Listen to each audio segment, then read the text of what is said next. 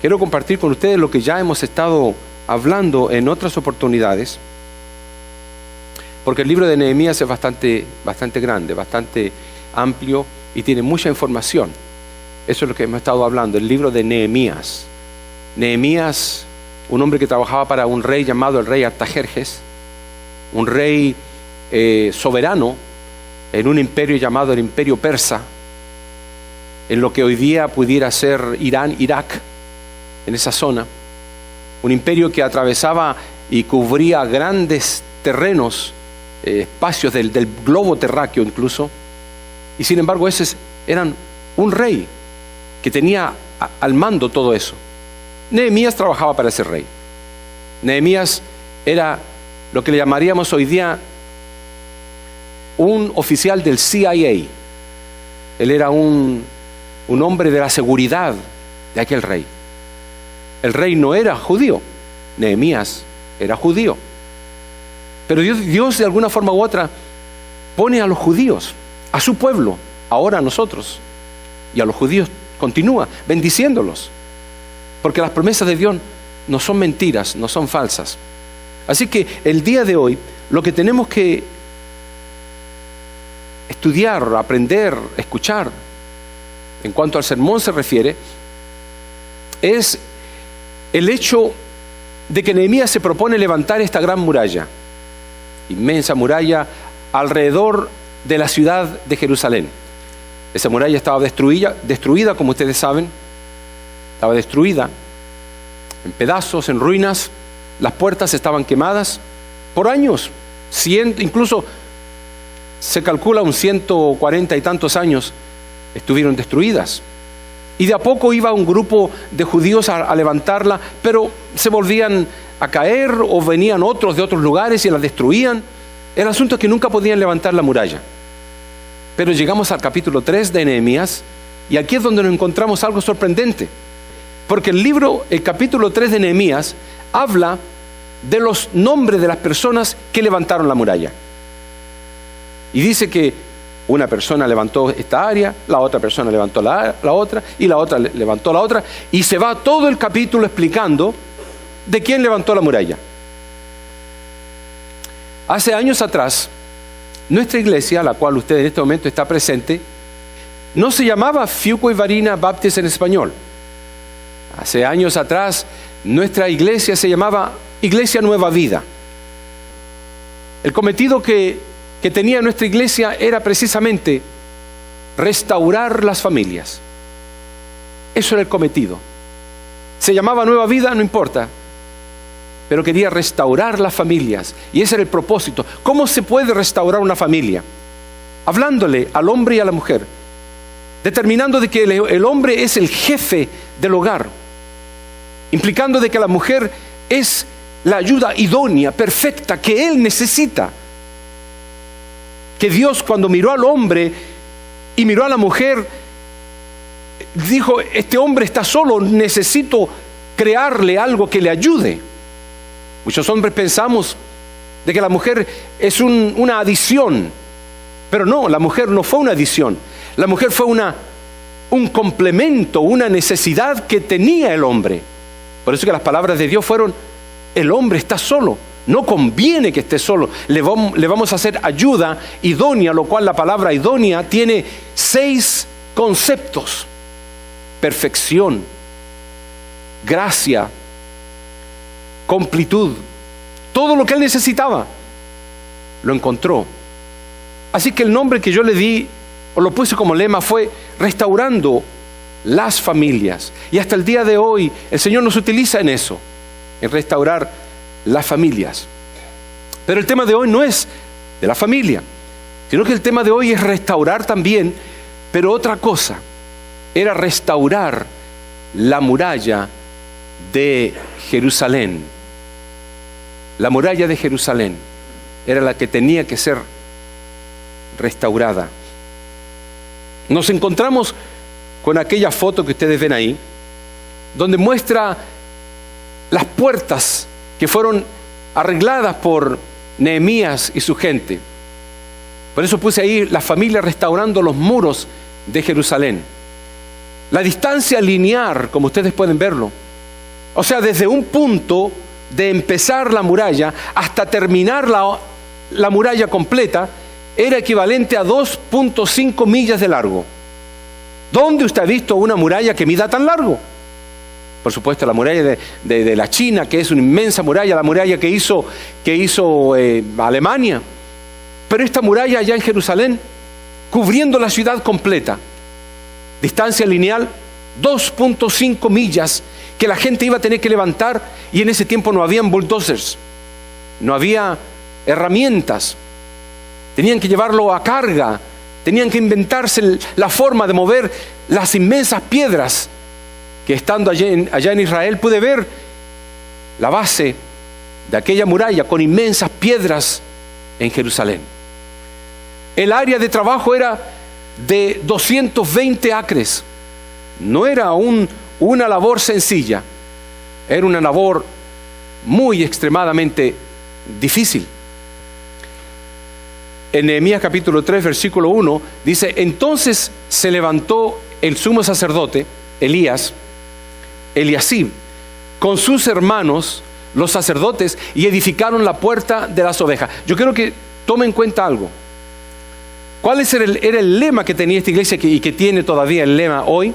Restaurando las familias. Hoy, en este caso, en este sermón, es restaurando la muralla de Jerusalén. Pero miren quién levanta la muralla. Por eso que a propósito yo le pedí al hermano Jorge que cuando leyera el capítulo 3 del versículo 1 al 4.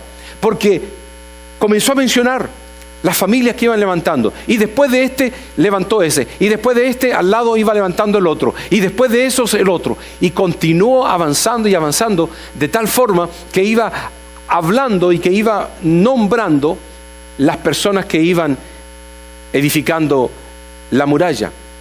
El sumo sacerdote con sus hermanos, los sacerdotes, edificaron la puerta. Una vez más, tomemos en consideración de que fue la familia, el sumo sacerdote con sus hermanos, que comenzaron a edificar la muralla.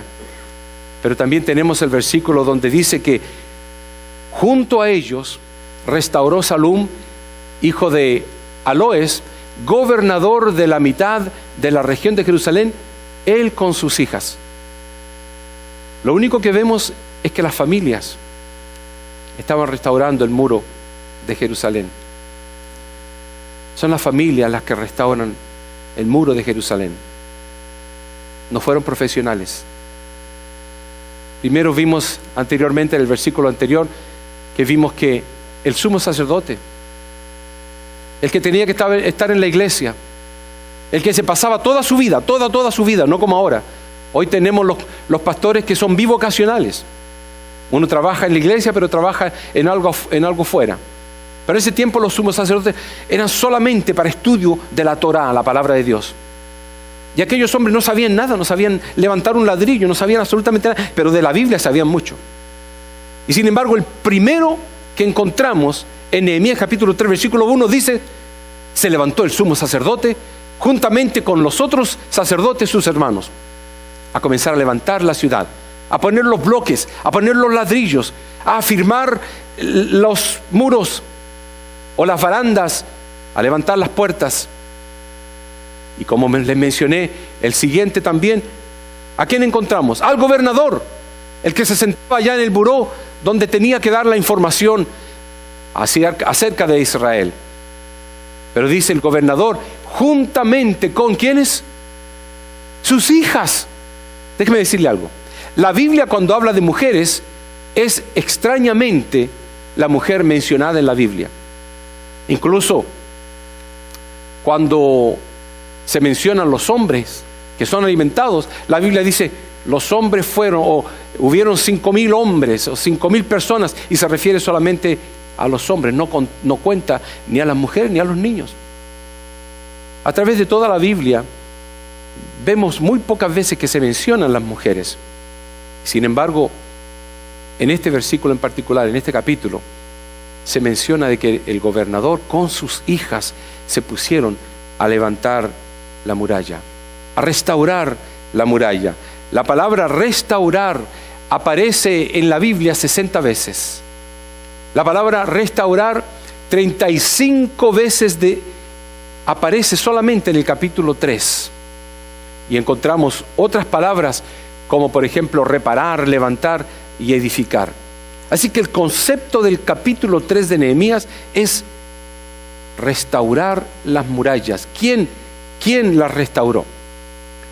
La palabra del Señor nos menciona y nos dice constantemente en el versículo 2, nos dice, junto a ella edificaron, y yo le puse puntos suspensivos porque fueron otra familia que edificó junto a lo que estaban edificando. Luego dice el versículo 4, el versículo 5 y luego el versículo 7 y muchos versículos más comienzan a decir precisamente lo mismo. Versículo 7, junto a ellos restauró. Versículo 8, junto a ellos restauró. Versículo 10, asimismo restauró junto a ellos, y sucesivamente a través de todo el capítulo 3. La Biblia nos dice de que aquella gran empresa levantó 10 puertas. Ahí están las puertas mencionadas. La puerta del valle, la puerta del pescado, la puerta vieja, la puerta del estiércol, la puerta de la fuente, de las ovejas, de las aguas, de los caballos, la puerta oriental, la puerta del juicio. 10 puertas por lo menos, más las murallas que se levantaron. ¿Cómo lo hizo Nehemías? A Nehemías le han llamado, como les mencioné otras veces, el más grande de los líderes que ha existido. ¿Cómo pudo mover todas las familias? Si por 140 años las murallas estaban en el piso. Tuvo que ir un hombre. Tuvo que venir de Susa, de por allá, al otro lado del río Éufrates.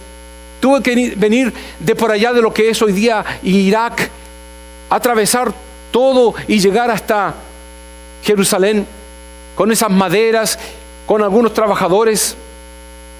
Cuando hay decisión, cuando hay deseos de trabajar y cuando hay ánimo y cuando hay obediencia a Dios, Dios es el que provee las fuerzas y las ayudas.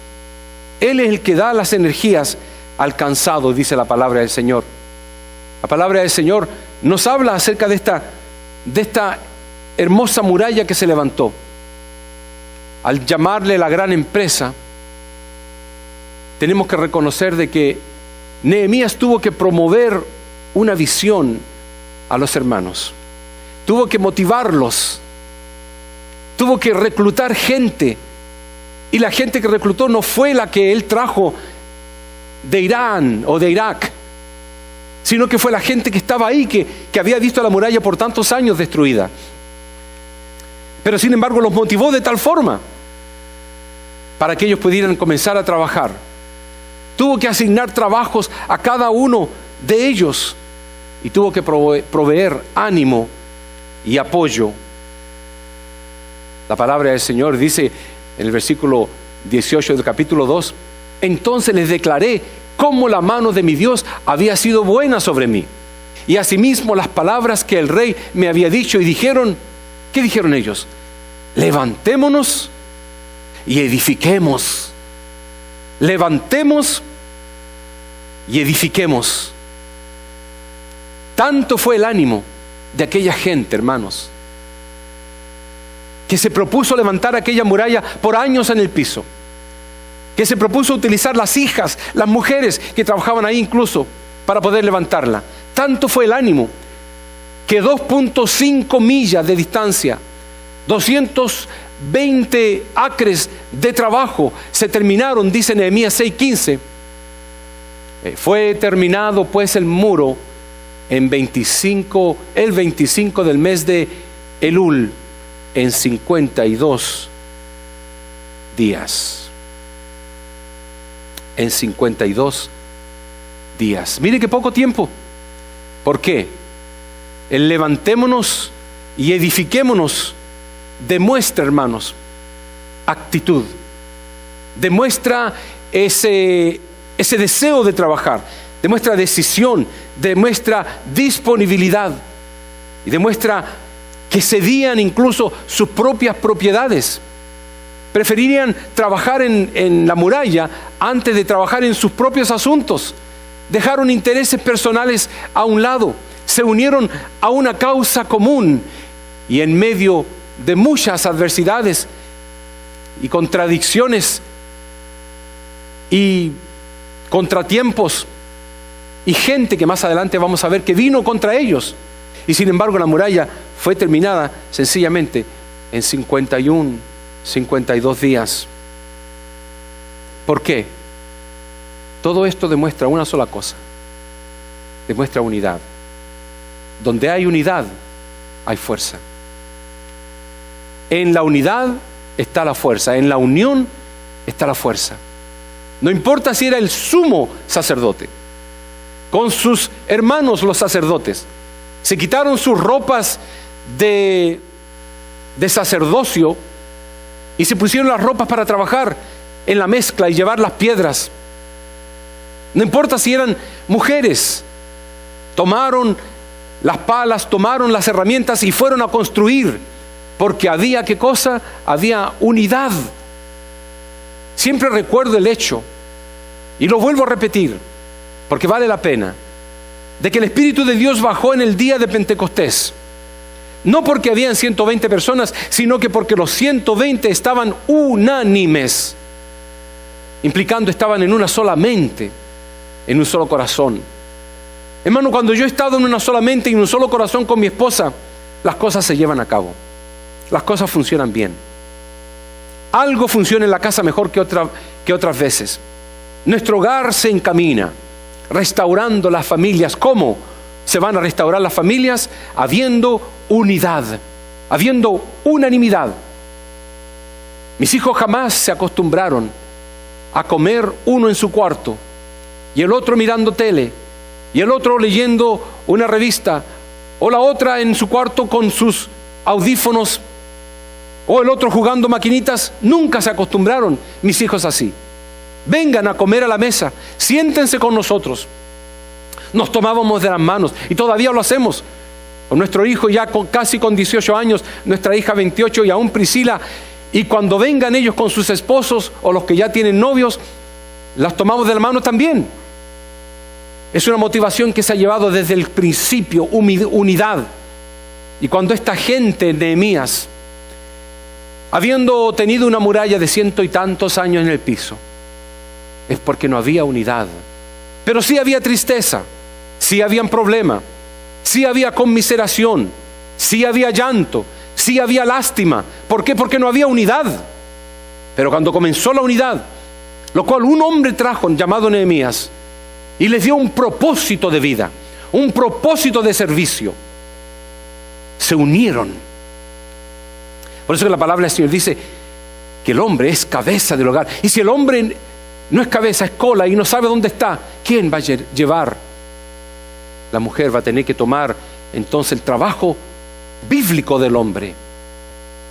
Vemos que esta unidad produjo el deseo y el ánimo y todo lo que escribí ahí, para poder ellos llegar a decir: levantémonos y edifiquémonos. La unidad es lo primordial. Es tan importante la unidad que Cristo Jesús dedicó una oración completa a su Padre Celestial. En el capítulo 17 de Juan, Cristo Jesús dice: Padre Santo, a los que me has dado, guárdalos en tu nombre, para que sean uno, así como nosotros. Esa fue la oración de Jesús. Pero Él continuó hablando y diciendo, orando y diciendo: Padre, que todos sean uno como tú, oh Padre mío, y yo en ti, que también ellos sean uno en nosotros, para que el mundo crea que tú me enviaste. Hay una referencia en esto. La familia unida demuestra testimonio ante los demás. La iglesia unida demuestra ante los ojos del mundo que a alguien los une en común, que hay unanimidad, que el Espíritu Santo es quien se mueve en medio de ellos. Por eso Cristo oraba: para que el mundo crea que tú me enviaste. Sigue orando Jesús y dice: la gloria que me diste, yo les he dado para que sean uno. ¿Cuántas veces va a repetir Jesús esto? ¿Por qué? ¿Por qué lo repite tanto? Porque Él sabía de que en la vida iba a haber división. Iban a haber división en los hogares. El padre se iba a dividir con la esposa, se iban a terminar separando y eventualmente divorciando y después cometiendo todo tipo de adulterios y fornicaciones. Él sabía de que los hijos, cuando comenzaran a crecer, ya se creían autosuficientes y que se iban a ir de los hogares. Él sabía que las iglesias se iban a romper en pedazos. Y algunos dicen, no importa que se rompe, total, crece una, crece otra del rompimiento que hubo. Pero no, la división no la trae Dios, la trae el diablo. La palabra del Señor dice, una casa dividida en sí misma no puede mantenerse. Se cae, se derrumba, se destruye. Es el hazmerreír de todos los demás.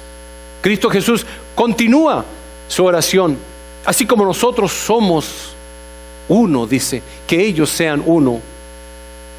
Y su oración continúa, yo en ellos, tú en mí, para que sean perfectos en unidad, para que el mundo conozca que tú me enviaste. Yo quiero predicar la palabra de Dios. Alguien dijo en una oportunidad, predica mucho. Pero si tienes que utilizar palabras, hazlo. ¿Comprende el significado de eso? Predica, pero que tu testimonio hable más fuerte que tus propias palabras. Que la gente lo que vea, el testimonio tuyo, de tu hogar, de tu familia, hable mucho. Que alguien pueda decir, yo quisiera ser como tu familia, yo quisiera, ¿cómo tú lo haces? La respuesta es simple, adjudicándose los mandamientos, siguiendo los estatutos y decretos establecidos por Dios, los principios y fundamentos bíblicos en nuestro caminar diario. La palabra de Dios nos dice en 1 Corintios, porque así como el cuerpo es uno y tiene muchos miembros, pero todos los miembros del cuerpo, siendo muchos, son solo un cuerpo. Así también Cristo Jesús.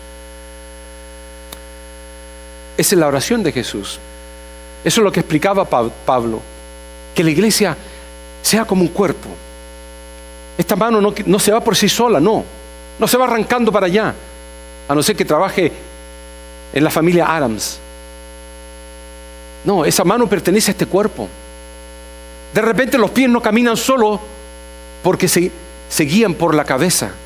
La cabeza es la que decide. Pero si la cabeza está totalmente perdida, no sabe para dónde va, todo el cuerpo va a estar en confusión. ¿Dónde se va? ¿Dónde va? ¿Dónde nos guía la cabeza? ¿Dónde nos lleva nuestro Padre en el hogar? ¿Dónde nos lleva? Porque Él está confundido. Y después los hombros tienen que tomar el control, que son simbólicamente la esposa. Cuando Nehemías motivó a la gente que levantara aquella hermosa muralla,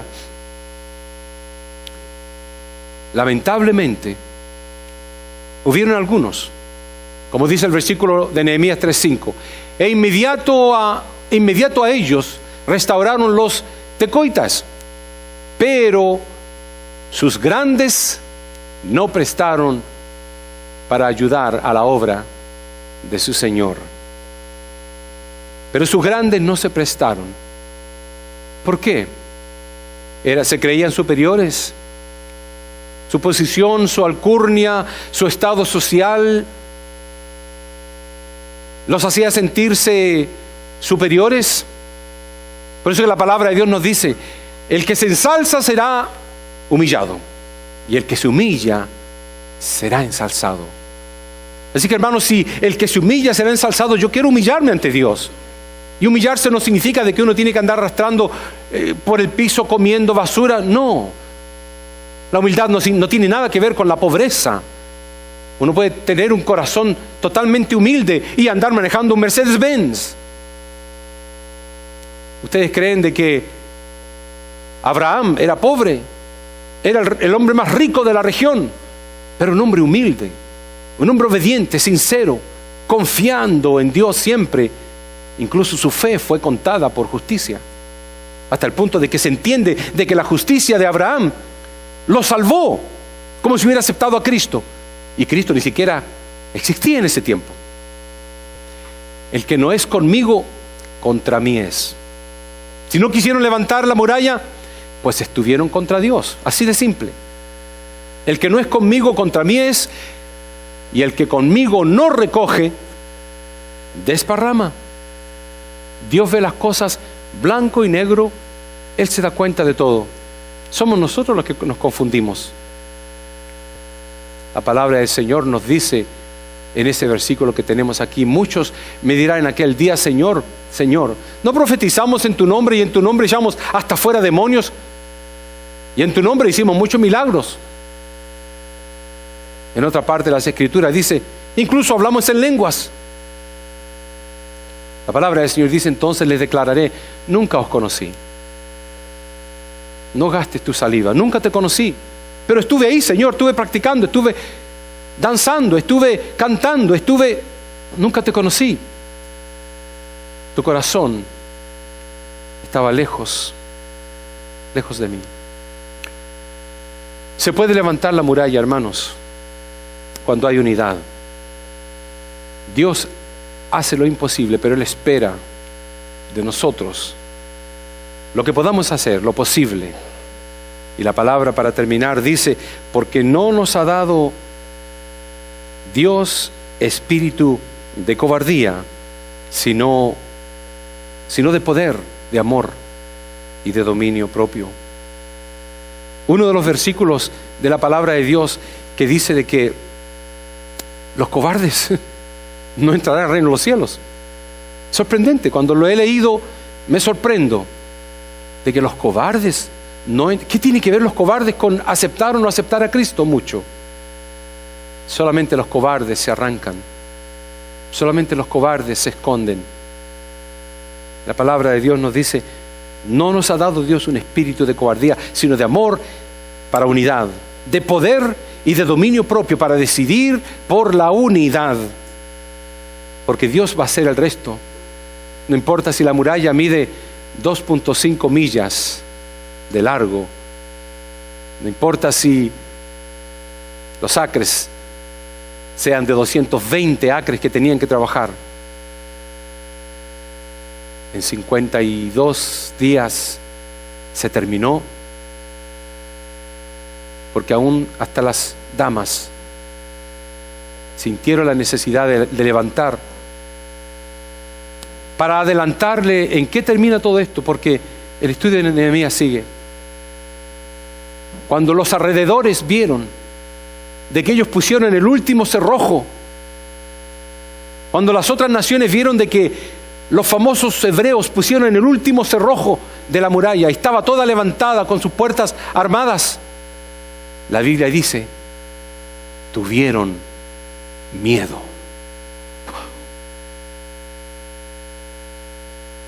¿Sabes lo que significa eso? Que Dios nos haga tan poderosos que la gente nos tenga miedo, no porque nosotros lo podamos, sino que porque reconozcan que tenemos un Dios que está a nuestro lado, que nos defiende, que nos protege, que está como gigante a nuestro lado, que estamos plantados en la roca firme, que es Cristo Jesús. 150 años de muralla en el piso, en 52 días se levantaron, porque hubo unidad. ¿Qué puede hacer la unidad? Tan necesaria es. Cristo la oró y la repitió tantas veces. Si usted se une a su hermano, Dios puede hacer milagros, porque el Espíritu de Dios bajó a los 120 porque estaban en unidad, unánimes. Yo quiero estarlo con ustedes, con Dios primeramente, con mi amada esposa, mis hijos,